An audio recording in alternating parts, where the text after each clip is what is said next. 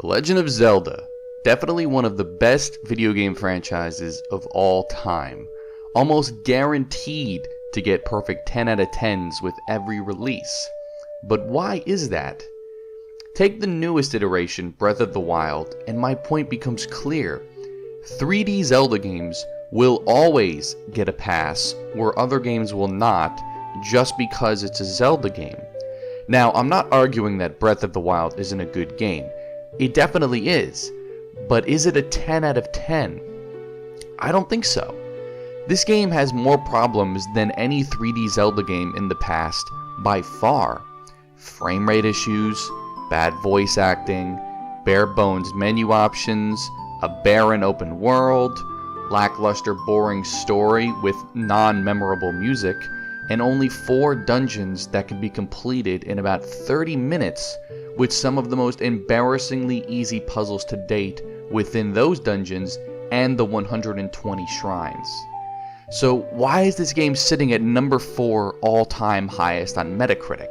It's because people are blinded by the new open world structure, and it has Zelda in its name. This is a fact.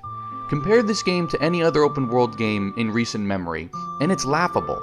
Witcher 3, Horizon Zero Dawn.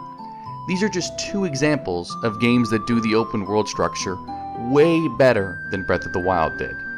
Now, if these 2 examples I just listed had the same problem Zelda has, do you think they'd still be getting perfect scores or even 9 out of 10s? Of course not.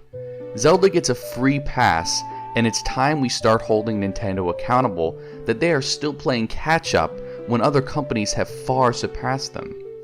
Now, despite this little mini rant, I still treasure The Legend of Zelda as a franchise. It's in my top 3 of all time.